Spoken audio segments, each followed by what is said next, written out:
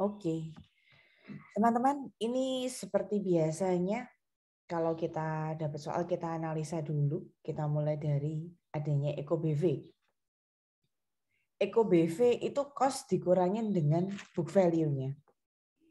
Nah, cost-nya di sini nilai tunainya 6.300.000 dibandingkan dengan BV, common stock dan return earning dari perusahaan yang kita beli. Common stock-nya 5 juta, return earning-nya 4 juta, 9 juta dikali kepemilikan 70%. Nanti settingan di textbook teman-teman. Jadi saya ambil soal ini bukan saya buat pribadi ya. Saya bahasakan Indonesia, tapi ini dari textbook BIMS chapter 7. Nah, memang di chapter 7 itu Eko BV-nya dibuat tidak ada, alias 0. Tidak dialokasikan ke identifiable net asset manapun dan juga goodwill. Ya mungkin tujuannya mempermudah ya. Supaya kita benar-benar konsentrasinya di chapter 7-nya gitu. Karena Eko BV-nya nggak ada, ya otomatis nanti tidak ada amortisasinya. Sehingga kalau kita pelajari dari awal kembali, ada 4 jurnal transaksi. Kalau diminta jurnal transaksi, yang paling dasar ada 4 itu. Kalian buat jurnal beli, investment in S to cash, hanya dibuat 1 kali ya. Ketika P membeli S, kemudian tahun depannya nggak ada.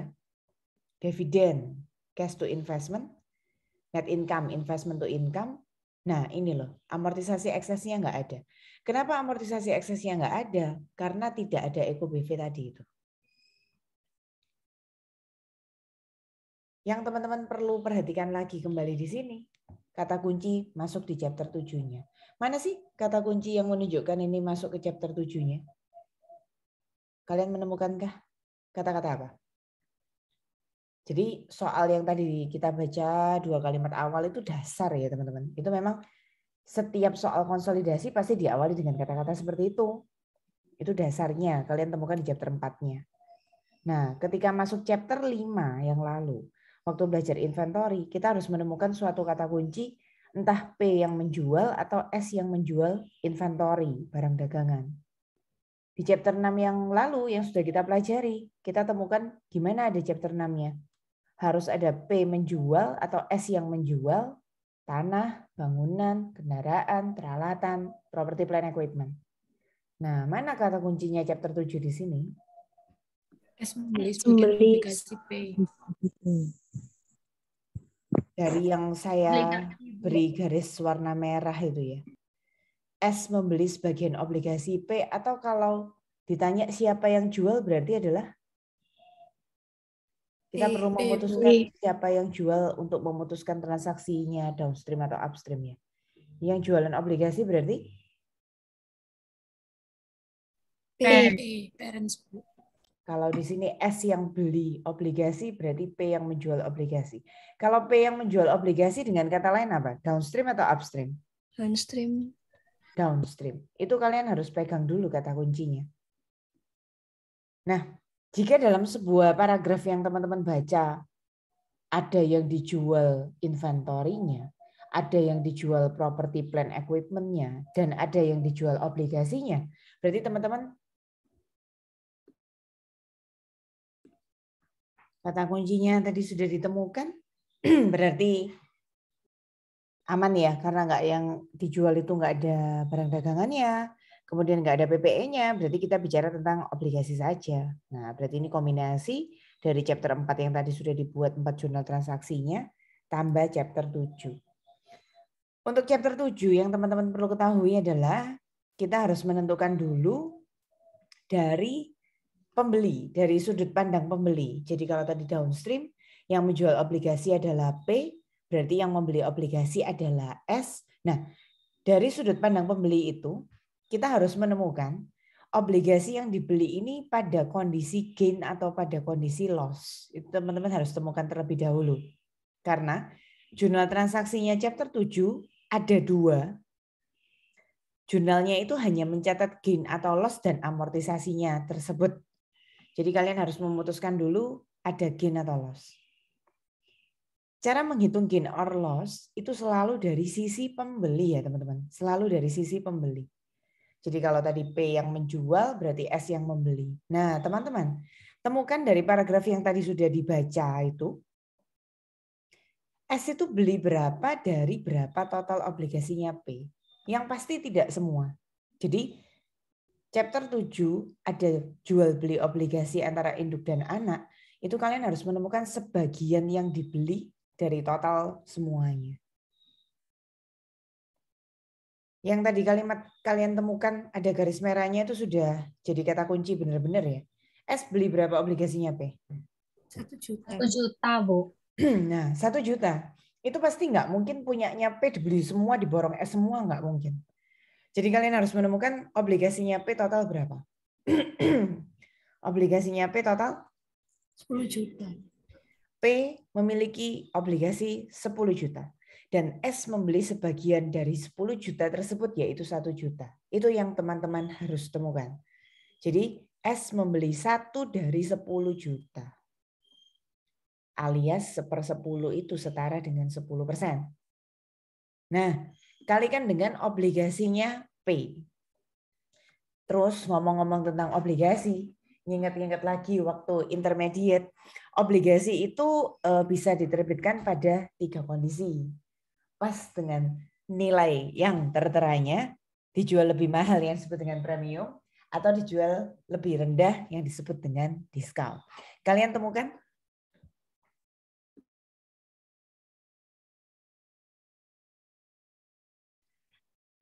Dijual paskah dengan nilai terteranya, dijual premium atau dijual diskon, mana kata kuncinya? Temukan dulu.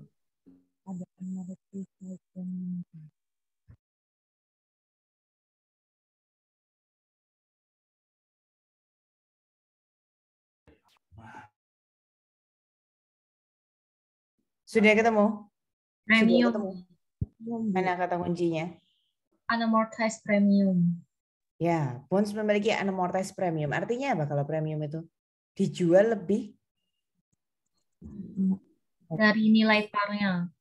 dijual lebih tinggi dari nilai parnya.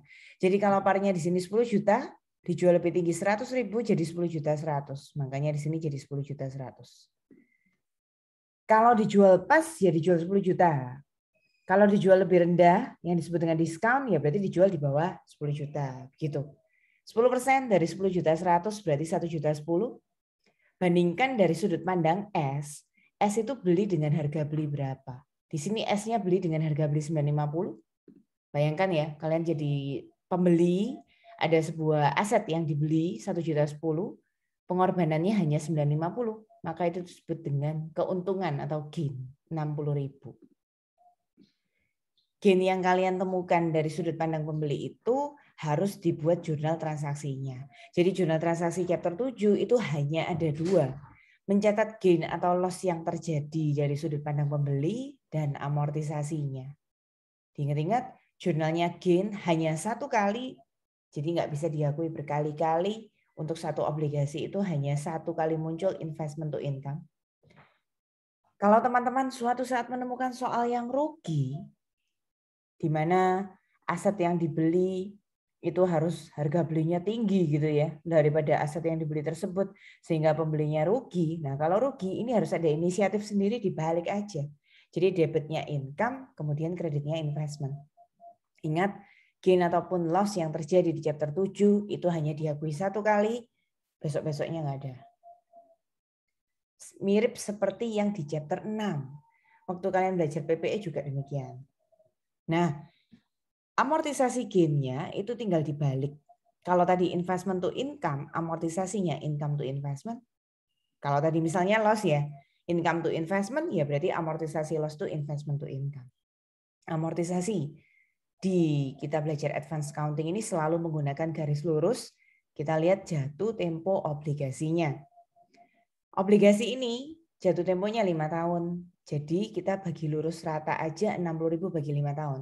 Per tahunnya berarti selalu konstan 12 ribuan. Di sini kita diminta 2 tahun ya teman-teman. Andai kata diminta 5 tahun nanti kelihatan. Jadi 12.000 selama 5 kali. Tujuannya supaya 60 ribunya itu diamortisasi jadi habis. Teman-teman, jurnal transaksi untuk chapter 7 khusus ada 2 ya. Selanjutnya kita kenal dengan jurnal kertas kerja. Nah, jurnal kertas kerjanya 3 untuk yang chapter 7 ini. Dan seperti biasa, kalian sudah paham di yang lalu-lalu ketika kita belajar chapter 5, 6, 7.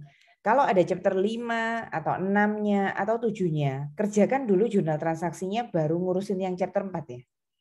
Jadi 5 atau 6 atau 7 duluan bebas. 5 atau 6 atau 7-nya. Tapi pokoknya chapter 4-nya taruh paling bawah. Karena ada angka investment in S nanti yang terpengaruh. Begitulah. Nah, bedanya adalah ketika kita mengerjakan jurnal kertas kerjanya chapter 7, yang saya bilang tadi ada 3 yang baru untuk kalian, kita tuh nggak bisa langsung kerja jurnal kertas kerja. Kita harus membuat ini, teman-teman.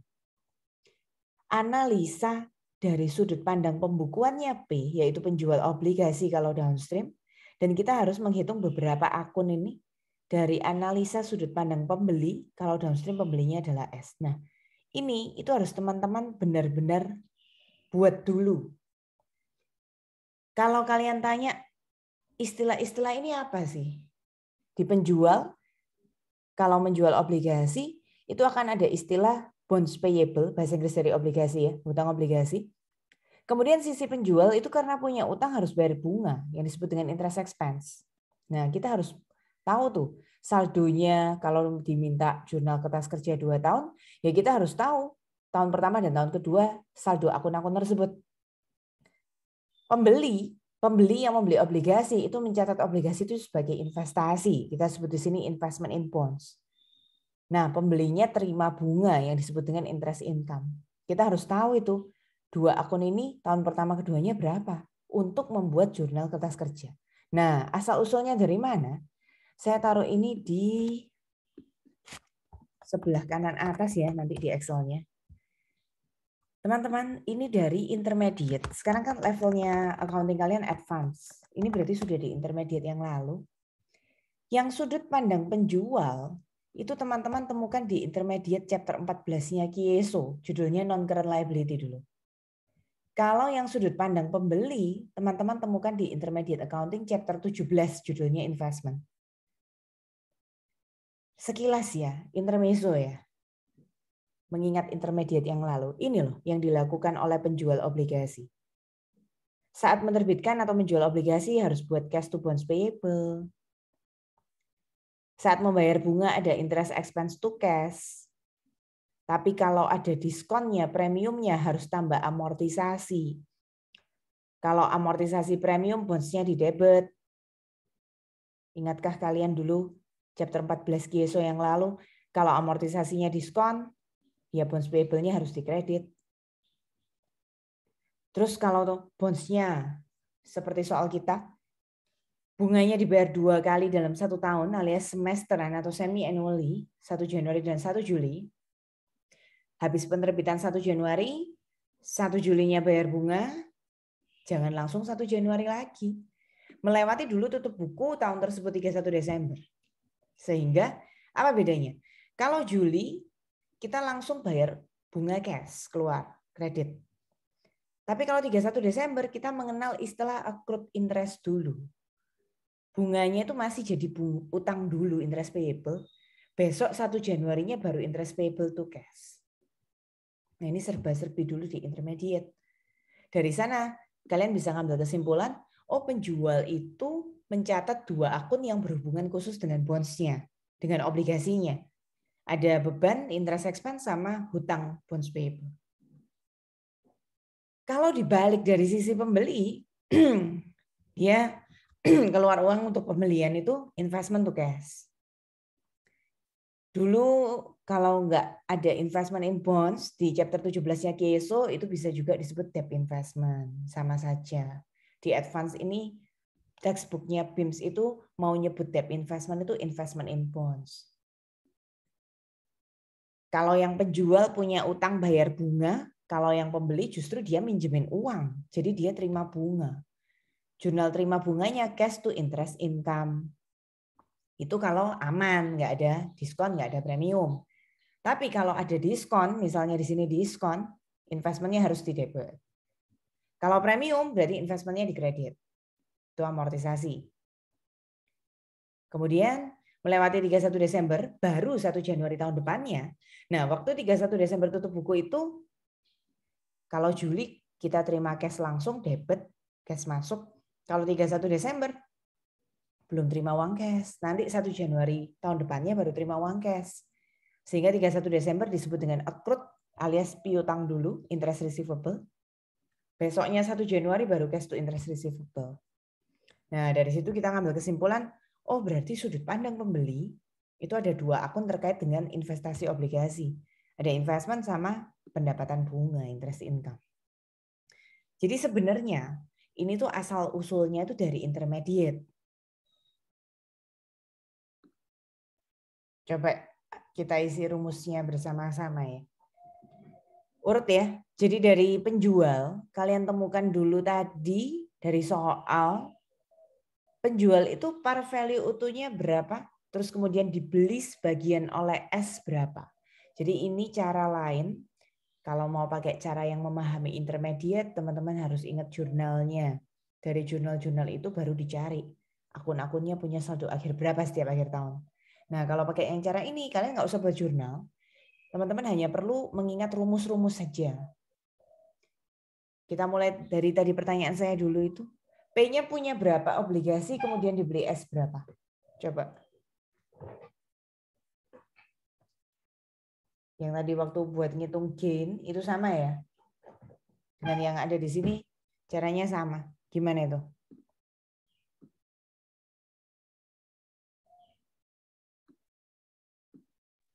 Punya 10 juta terus dibeli sama S. Punya bagaimana? Punya 10 juta. 10 juta, betul. Jadi dari P itu utuhnya 10 juta. Kalian isikan di sini 10 juta. Kemudian S-nya membeli 1 juta, Bu. Membelinya 1 juta, betul. Kalau tadi harga jual, kita ngomong-ngomong tentang harga jual ya. Kalau harga jualnya bagi P berapa harga jualnya? Jadi obligasi itu kan bisa diterbitkan pada 3 kondisi tadi ya. Pas par, dijual lebih rendah diskon, dijual lebih tinggi namanya premium. Nah, kalau bagi P, bagaimana kondisinya tadi? 10 juta ditambah 100.000. Berapa itu berarti? 10 10 juta juta 100. 100, bagus sekali. 10 juta 100.000 ya, Nika. Jadi dari sudut pandangnya P itu namanya jual mahal. Harga jual lebih tinggi daripada parnya itu disebut dengan kondisi premium. Kalau dari sudut pandang pembeli, teman-teman ingat yang tadi S membeli sebagian obligasi P dengan harga 950.000. Nah, kalau dari sudut pandangnya S, harga belinya itu di bawah parnya, di bawah patokannya. Jadi dia diskon. Sekilas info, bagi penjual premium, bagi pembeli kan di kasus ini diskon. Tapi nggak menutup kemungkinan dalam suatu kasus itu bisa sama-sama premium, bisa sama-sama diskon-diskon, bisa premium diskon seperti ini ataupun diskon premium. Jadi kalian harus ngetes ya. Setiap soal nggak bisa kondisinya ditentukan. Harus dari perbandingan par sama harga jual belinya itu. Sampai sana paham ya? Sampai menemukan premium sama diskon untuk masing-masing ya. Kita mengerjakan 2 sudut pandang, penjual dan pembeli.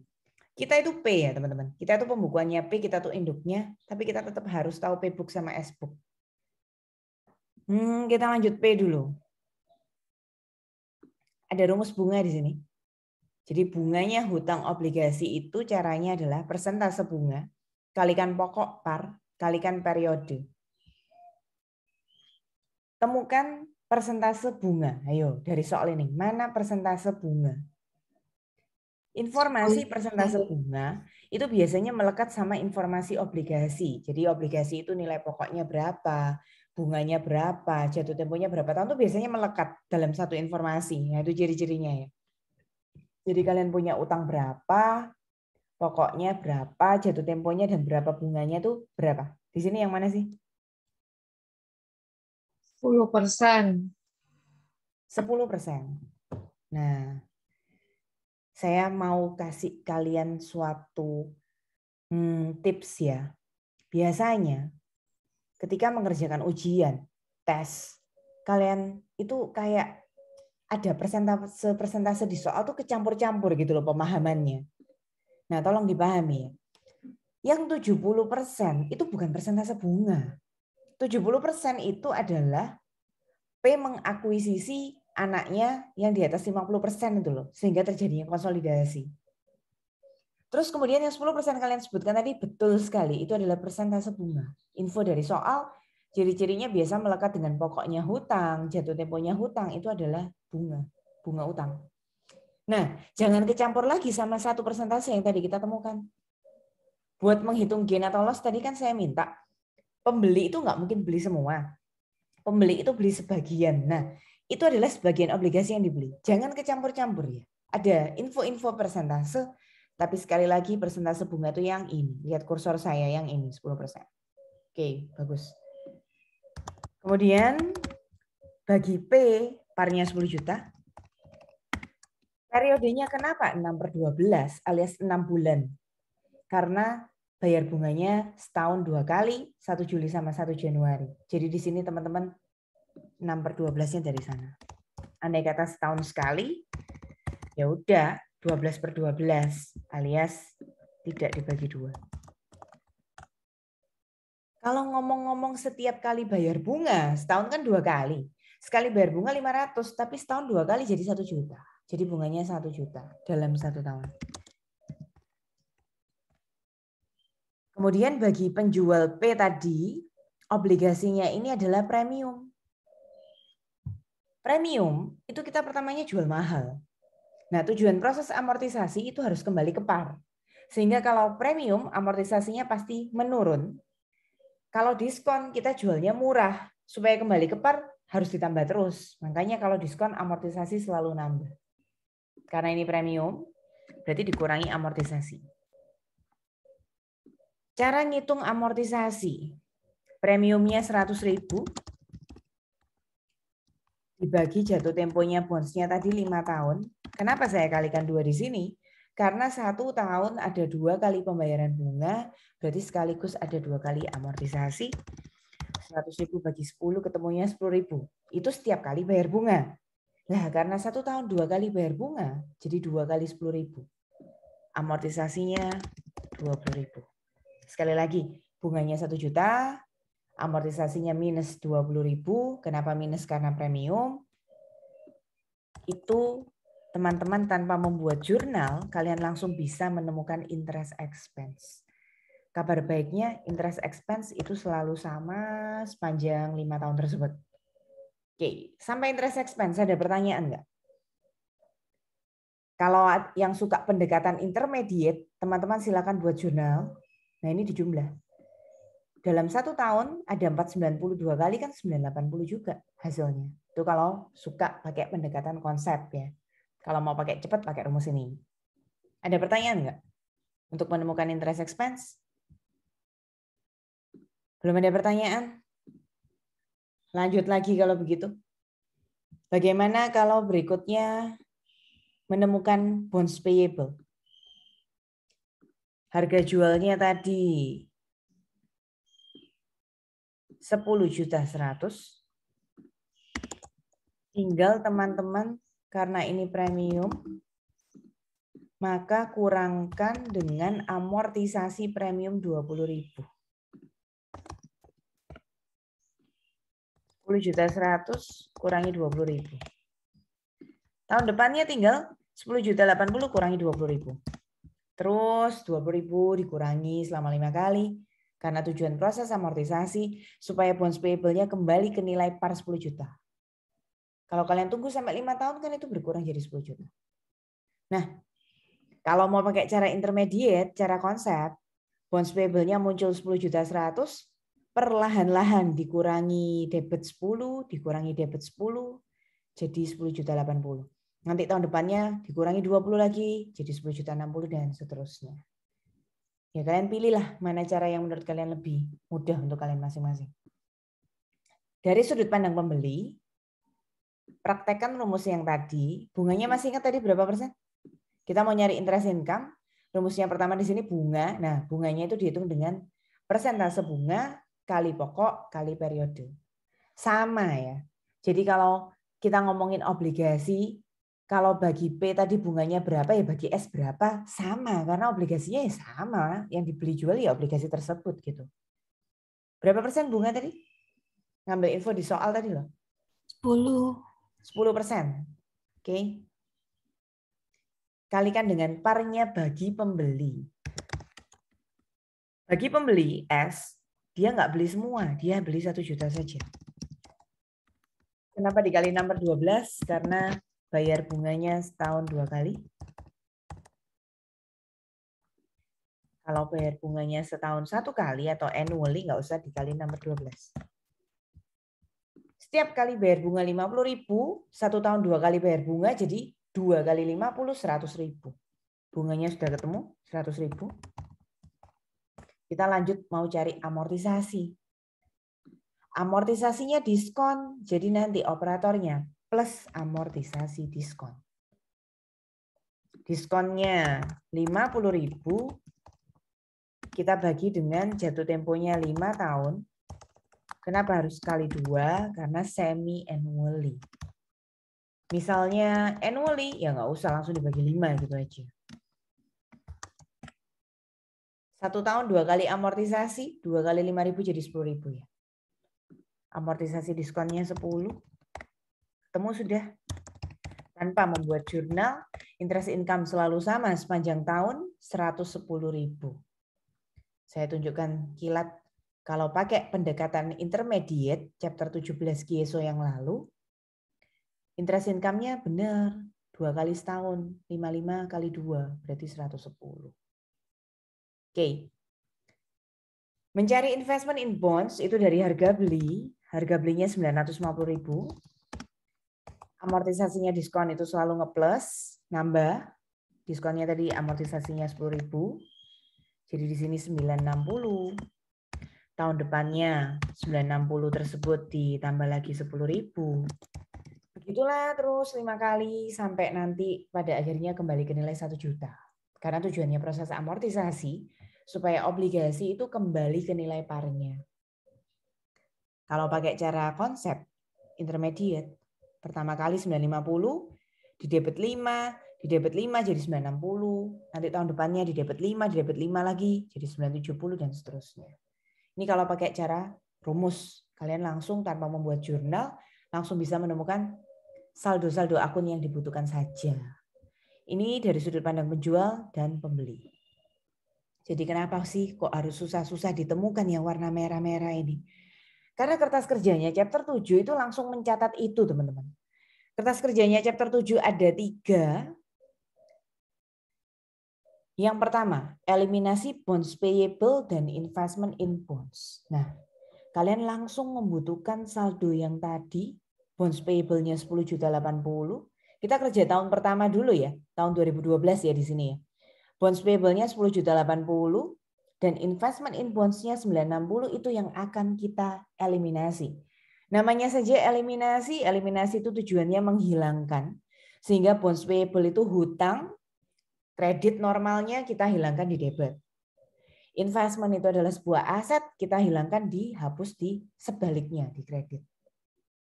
Nah, yang menarik adalah bonds payable-nya kan 10.080. Investment in bonds-nya kan 960.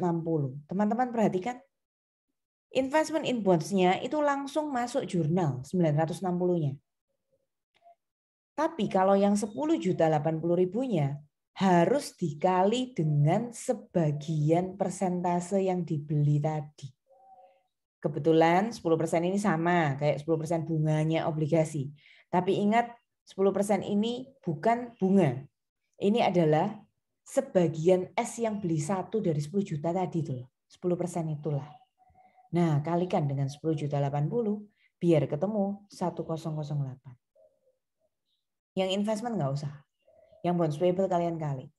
Kalau cara saya menghafalkan itu 10 juta sama 960, angka yang lebih besar kan 10 juta. Oh, yang berarti angka yang lebih besar itu jangan lupa harus dikalikan dengan persentase sebagian yang dibeli tadi. Tahun depannya ya, mari kita coba. Tahun kedua, tahun 2013, bonds payable-nya 10.060, investment-nya kan 970. Angka yang besar jangan lupa dikalikan dulu dengan persentase sebagian tadi yang dibeli. Jadi 10.060 kalikan 10% jadi 1.006. Kalau yang investment langsung aja 970.000. Selisihnya ngikut aja. Kalau kurang di kredit, di akuntansi itu namanya gain. Kalau kurang di debit, di akuntansi itu kerugian, loss. Kalau memang kalian ingat, tadi kita waktu di jurnal transaksi, kan memang soalnya gain ya. Jadi memang harus ketemunya gain. Terus gain itu di tahun pertama, tahun kedua harus berubah nama jadi investment in S. Itu adalah jurnal kertas kerja eliminasi yang pertama. Ada pertanyaan dulu, jurnal yang pertama.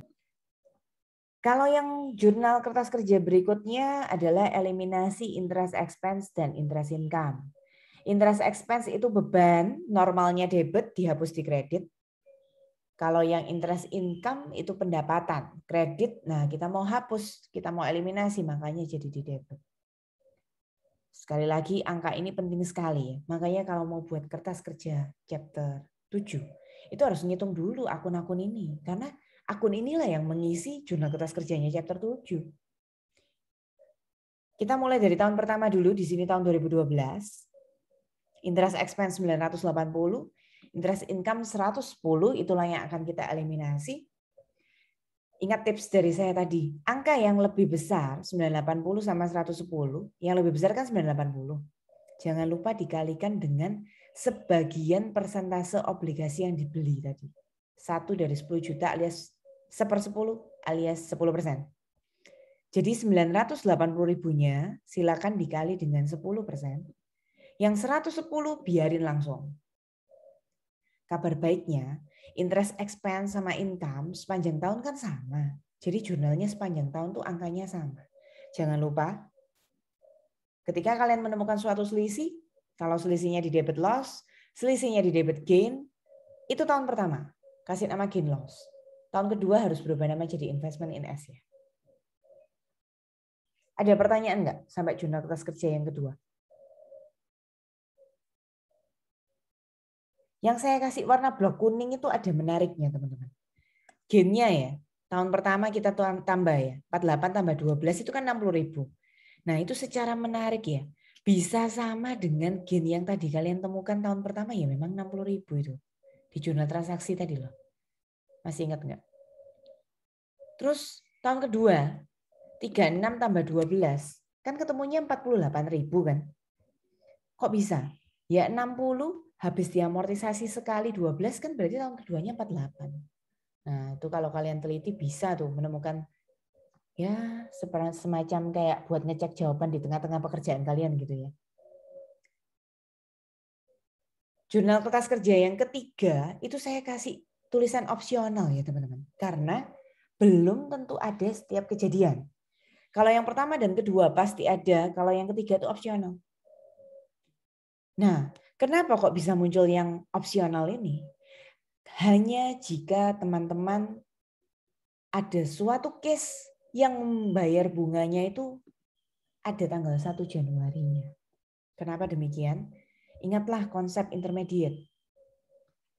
Kalau teman-teman bayar bunganya ada yang 1 Januari, orang akuntansi itu teliti sekali.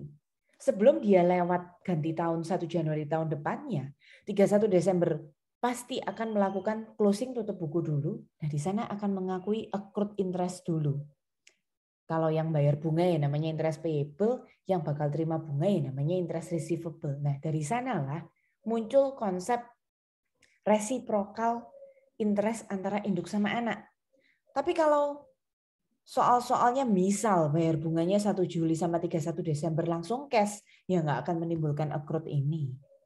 Jadi hanya jika bayar bunganya ada yang tanggal 1 Januari, kalian harus eliminasi hutang piutang bunga antara induk sama anak.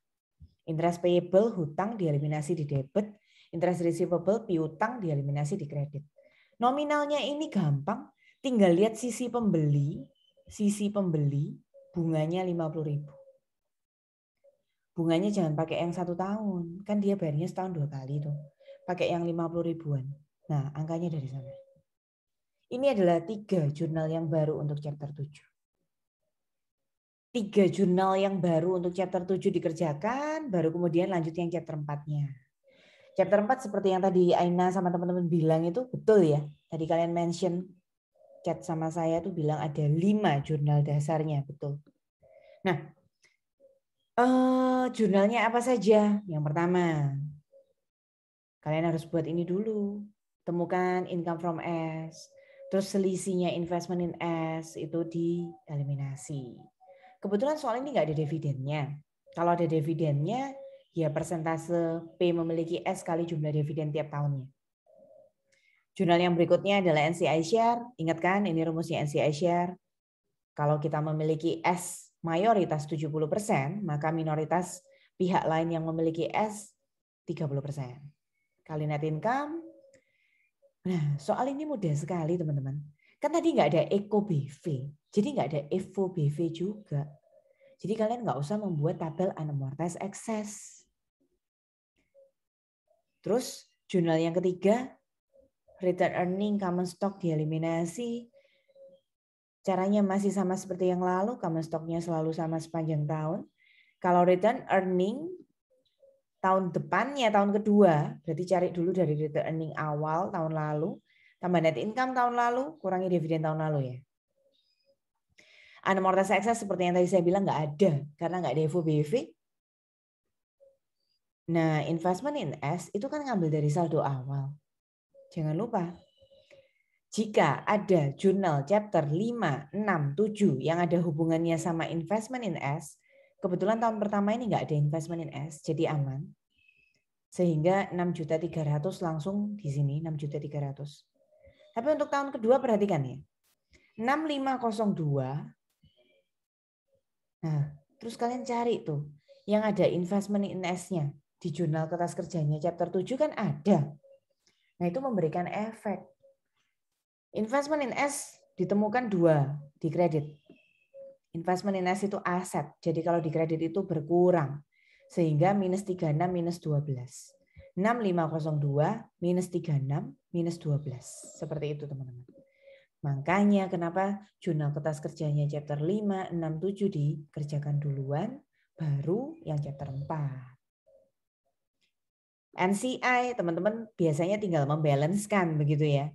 Tapi kalau mau cari sebenarnya bisa. Dari 30% kali 6.300.000 dibagi kepemilikan 70%. Yang di tahun kedua 30% kali 6454 dibagi 70%. Nanti bisa ketemu balance NCI-nya kalau jawaban kalian teliti.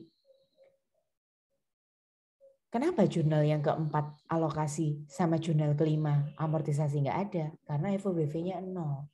Jadi nggak ada alokasi, nggak ada amortisasi. Oke, selesai untuk yang downstream. Ada pertanyaan kah?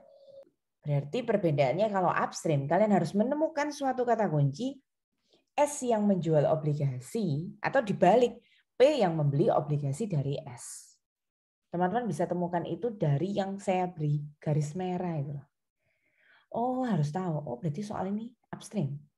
Karena S yang jual obligasi atau P yang membeli obligasi. Perintahnya sama ya. Dengan soal ini ganti semua ya, angkanya ganti semua. Tapi kalau kalian cek Eco BV-nya 0 juga, alias nanti nggak ada Evo BV-nya juga. Angkanya ganti semua, pertanyaannya sama. Buat jurnal transaksi 2 tahun dan buat jurnal kertas kerja selama 2 tahun itu juga. Kalau kita bicara jurnalnya chapter 4 ada apa aja? Habis beli ada apa? Ini kan beli, investment in S to cash. Habis itu ada apa aja? Habis beli ada? Dividen sama net income. Dividen, cash to investment begitu ya. Terus net income, investment to income begitu. Kenapa amortisasinya nggak ada? Karena Eco BV 0. Karena Eco BV 0, bagus. Karena Eco BV 0, oke. Terus teman-teman, kemudian apa jurnal kertas kerja transaksi dulu ya. Apa jurnal transaksinya ada 2? Apa untuk chapter 7? Ingatkah kalian? Hanya ada 2 loh. Apa itu tadi? Yang pertama? Gain atau loss, bagus. Yang kedua? Amortisasi gain. Betul, amortisasi atau gain atau loss. Oke. Siapa yang bisa menjelaskan ke saya soal ini gain atau loss? Siapa yang mau coba? Yang mau mencalonkan diri dulu sebelum saya yang memanggil, memaksa untuk kalian mencalonkan diri. Ya Len, gimana Len? Ceritain Len. Ya, harusnya Record sih ya. loss-nya. Oke. Oke. Harusnya sih loss soalnya, di Mm-hmm. soalnya ada tulisan amortize. Gimana? Cara menghitung loss-nya itu loh. Gimana? Selalu dari sudut pandang pembeli. Karena ini yang jualan upstream adalah S, berarti yang beli adalah P. Nah, temukan itu. P-nya pasti nggak beli semua. Dia nggak mungkin borong semua. Dia hanya beli sebagian dari yang punyanya P. Seperti apa? Itu 50%-nya dari 10 juta, Bu. 5 juta. Ya. 5 juta berarti dari 10 juta. 50% Dikatakan di sini S-nya punya total 10 juta. P beli setengah 50%-nya. Dengan kata lain, P membeli 5 juta dari 10 juta alias 50%-nya. Seperti itu. Kalikan dengan obligasinya S itu pada kondisi apa, Ellen? Par, diskon, atau premium? Discount. Mana kata kuncinya? Ini. Bonds memiliki unamortized discount sebesar 300.000. Ya. Masih ingat tadi saya bilang? Kalau par itu pas, diskon jualnya murah, kalau premium jualnya mahal gitu kan. Nah kalau ini 10 juta, dibilang diskon 300.000, berarti jual berapa? 700.000. Murah sekali. 10 juta di diskon 300 loh.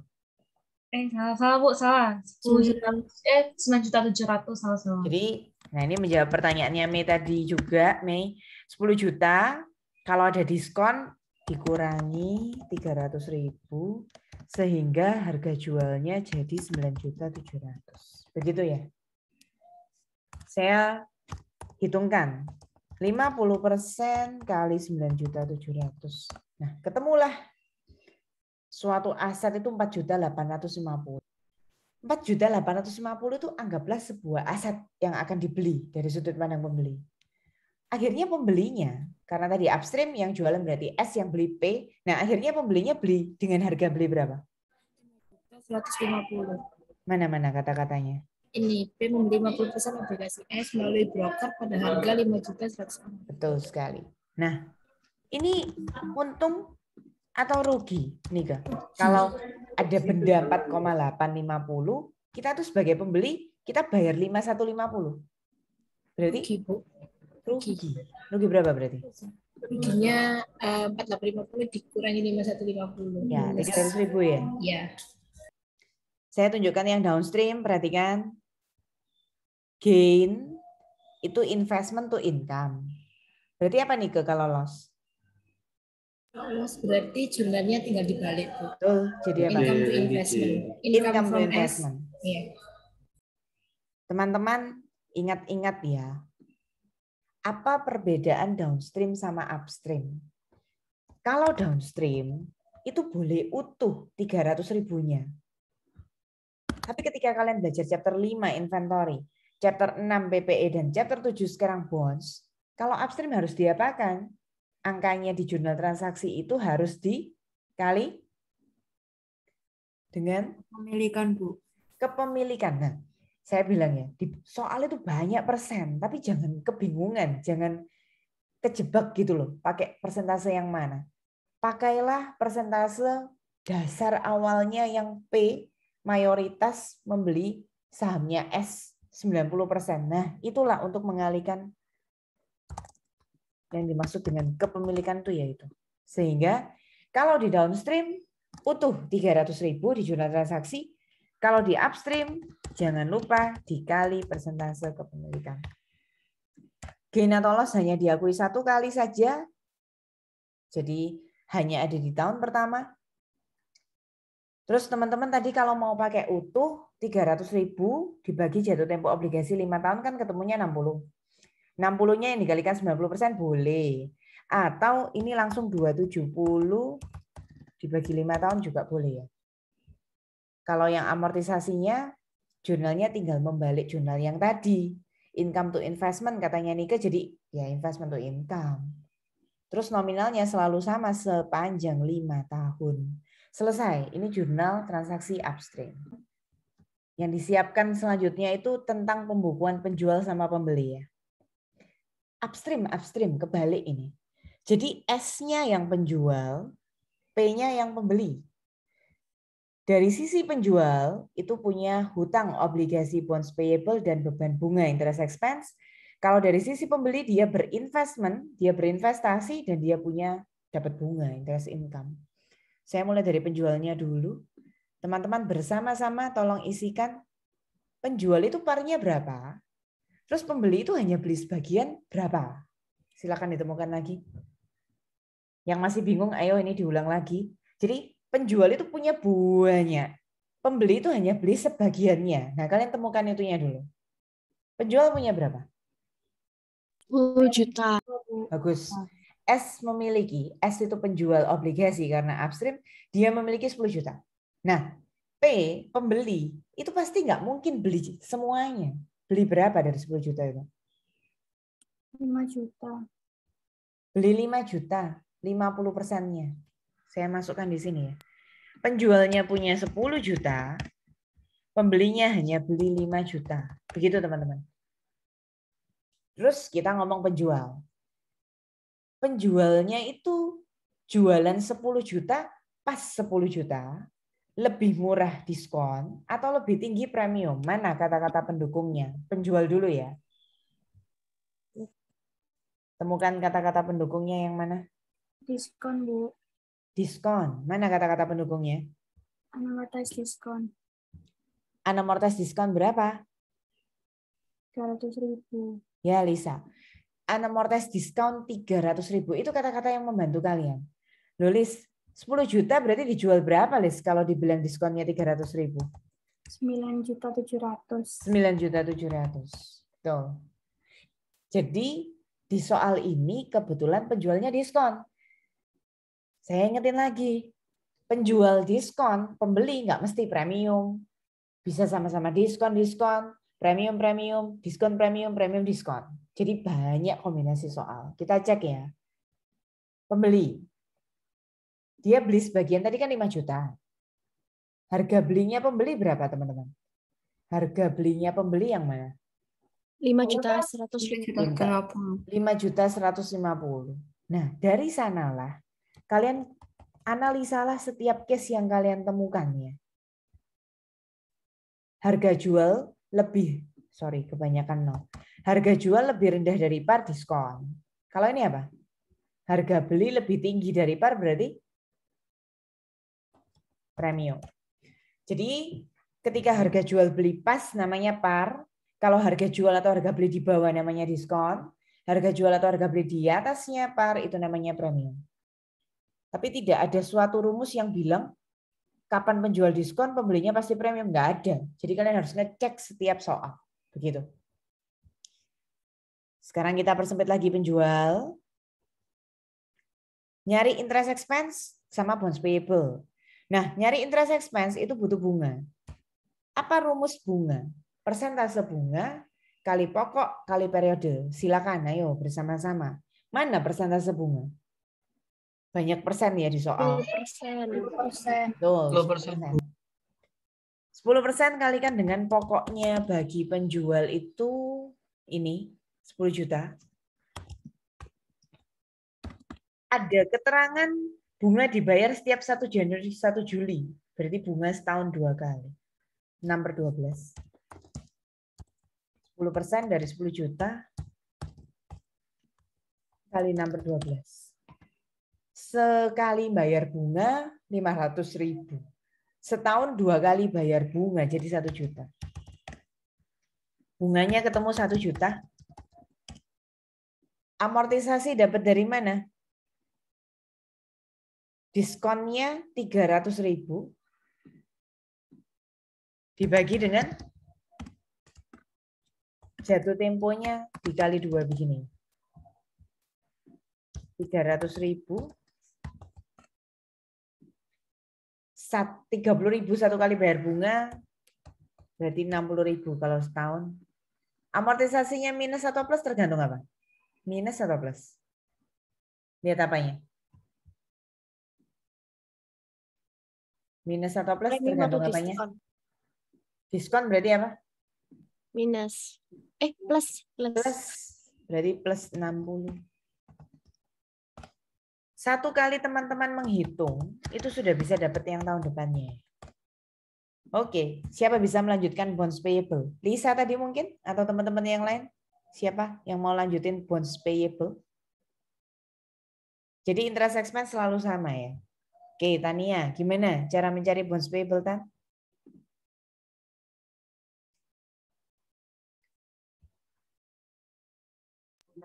Harga jual. Berapa Harga harga jual jualnya yang di kasus ini berapa? Harga jualnya S? 9.700. 9.700. Diapakan? Minus plus? Karena diskon plus, Bu. Betul, karena ini diskon ya, teman-teman, amortisasinya yang plus. Plusnya tadi sudah dihitung. Berapa satu tahun tadi? 1 tahun 60.000. 60.000. Tahun depannya, Tan? Sama nggak? 9.760 juga atau bagaimana?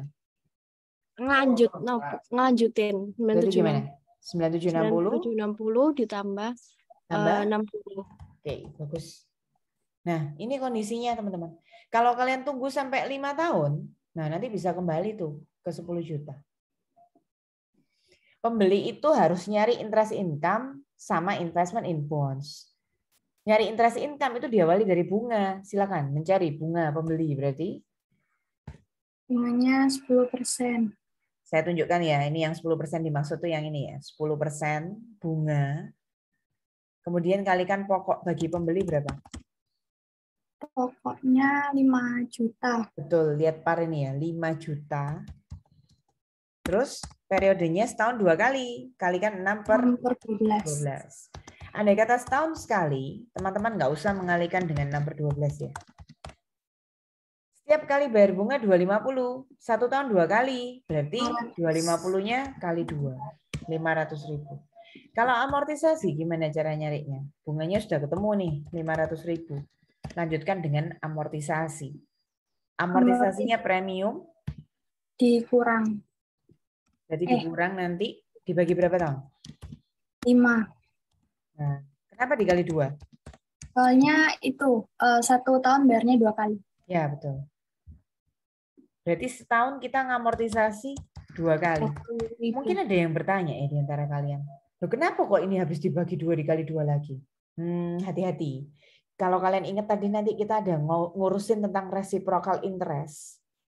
Yang dieliminasi itu bukan yang setahun tapi yang sekalinya dia bayar bunga. Jadi tetap menurut saya kalian harus melakukan 2 kali seperti ini. List premium tadi amortisasinya minus. Berarti 500.000 dikurangin 30. Bagus sekali, kurangi 30. Interest income itu ya, kalian ngitung sekali, enaknya tahun depannya selalu sama. Nah, kalau investment in bonds, Lisa, harga belinya 5.150.000. Amortisasi premium selalu minus 30 tadi. Jadi ini 5120. Kayak Tania tadi ya. Tan, Lisa. Berarti ini semakin lama semakin berkurang berapa? 30. Nah, lama-lama setelah 5 kali dia akan kembali ke 5 juta pasti. Betul. Ini jawaban yang benar dari sisi pembeli. Kita lanjut ke kertas kerja. Ada 3 jurnalnya kertas kerja chapter 7 ya. Eliminasi bonds sama investment dulu. Kalian tadi sudah punya tabelnya. Jadi mudah untuk melakukan eliminasinya, tinggal diambil angkanya. Kita fokus ke tahun pertama, tahun 2012 dulu. Bonds-nya 9,760 sama 5120. Ingat, angka yang besar itu berarti masih harus dikalikan. Dikalikan sama persentase yang mana? Loh, ada banyak persen loh. Dikalikan sama persentase yang sebagian pembeliannya antara P sama S itu loh. Yang mana itu? Kalau yang tadi Nike ngitung itu harusnya semakin ingat Nike Ellen ngitung tadi.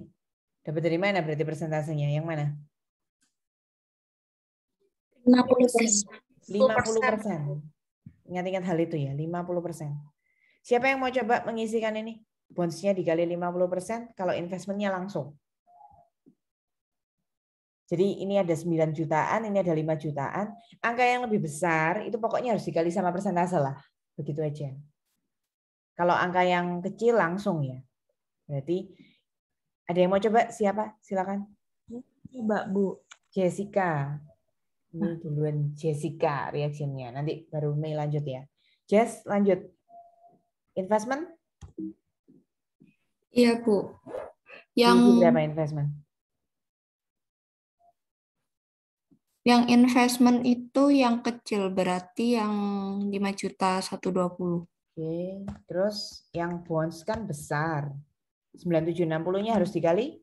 50%. Sekali lagi 50% itu berasal dari P sebagian membeli punyanya S.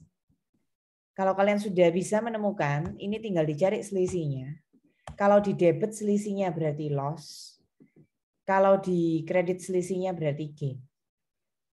Lakukan lagi untuk tahun kedua, Jess. Untuk yang bonds payable-nya itu yang 9.820.000. Perlu dikali nggak? Perlu. Kali dengan? Kali 50%. 50% ini ya. Kalau yang investment? Itu langsung aja yang 5.950.000 Oke, itu. bagus. Nah, selisihnya 5090 sama 4910 itu kan 180.000. Yang saya kasih blok kuning itu bedanya upstream sama downstream ya. Soal kita yang kedua ini adalah upstream. Loss tahun pertama, tahun kedua kalau di downstream berubah jadi investment in S. Kalau di upstream, investment in S itu harus ditemani sama NCI. Karena kita akan berbagi. 180.000-nya yang milik kita hanya 90%, yang punyanya minoritas itu berarti ada 10%. Ini mirip loh sama chapter 6 yang lalu. Waktu mengakui unrealized profit-nya land, building, PPE itu kan kayak gitu juga. Ingat ya, sekali lagi kalau downstream hanya investment in S saja, kalau upstream ada NCI-nya. Jurnal yang kedua, eliminasi interest expense dan interest income. Angkanya tadi juga sudah ada, tinggal dimasukkan. Kita tahun pertama dulu ya, Jocelyn. Tahun 2012 di sini ada angka 1.060 sama 470. Bagaimana? Yang interest income-nya kita pakai yang 470. Kemudian yang interest 470-nya langsung gitu ya.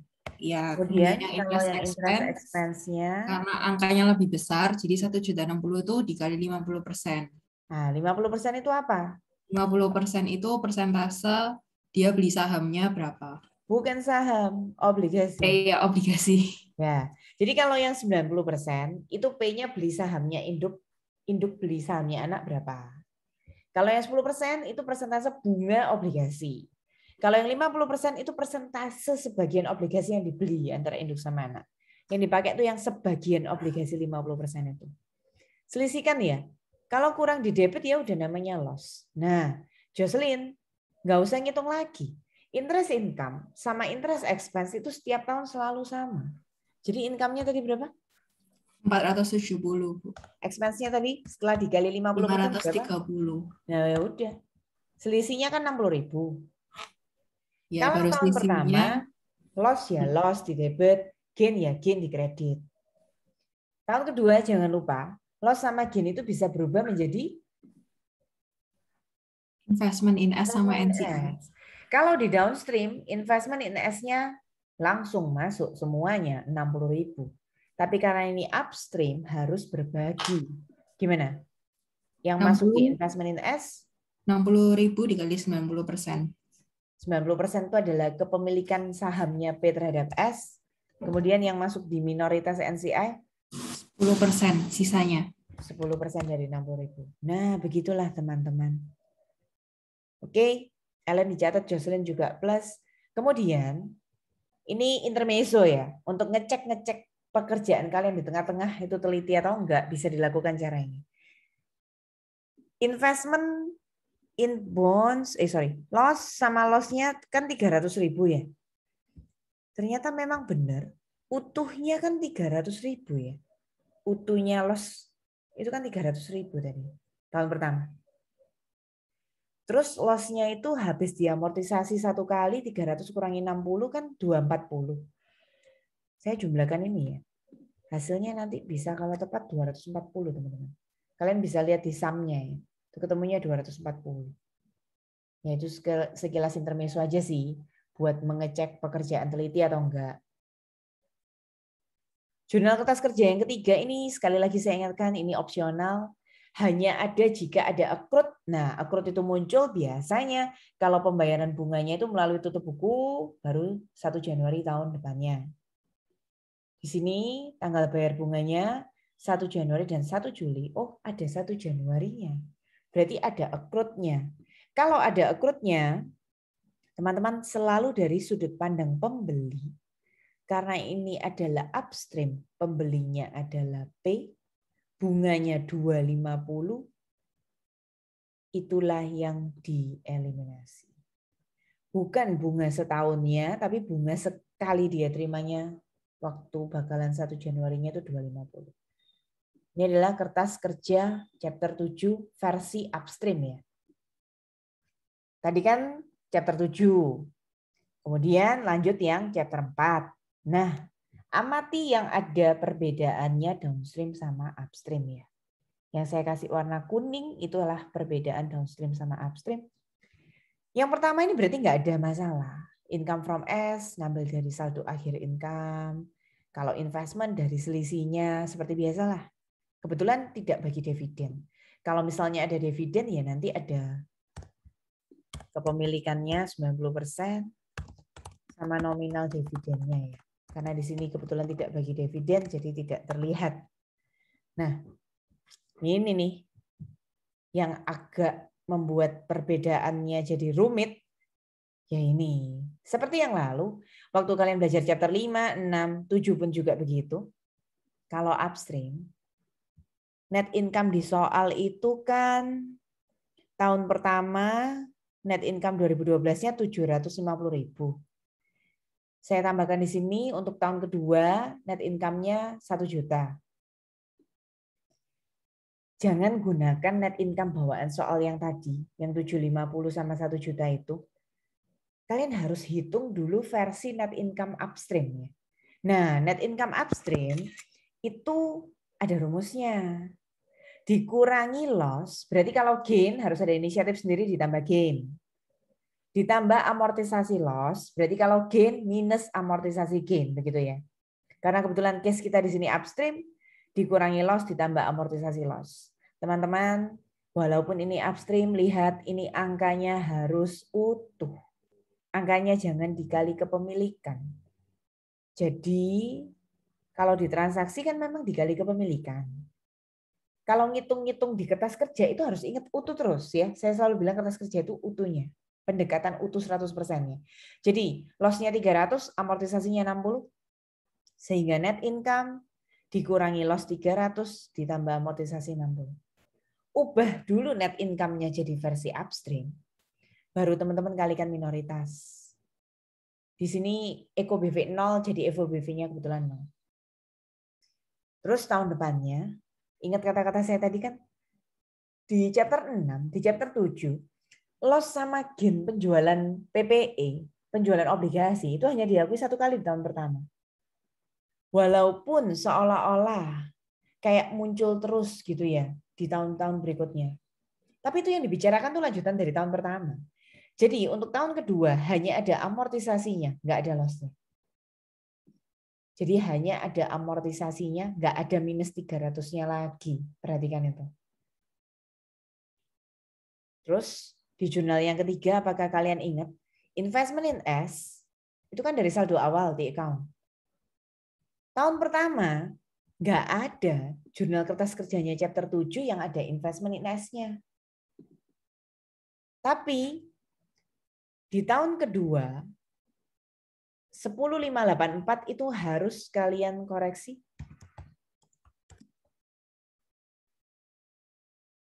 Lihat ini.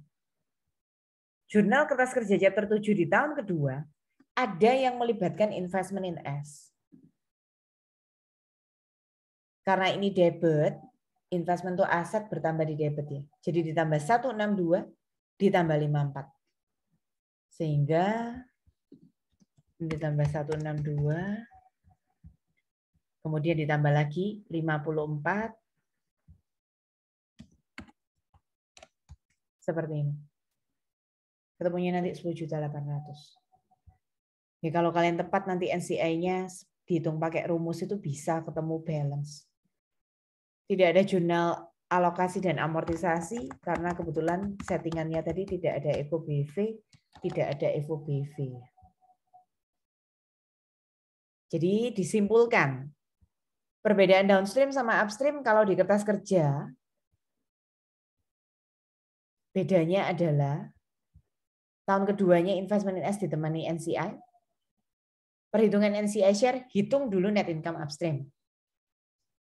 Disimpulkan, di jurnal transaksi, jangan lupa jurnalnya sama, akunnya, tapi angka-angkanya dikali persentase kepemilikan. Nah, itulah chapter 7, teman-teman.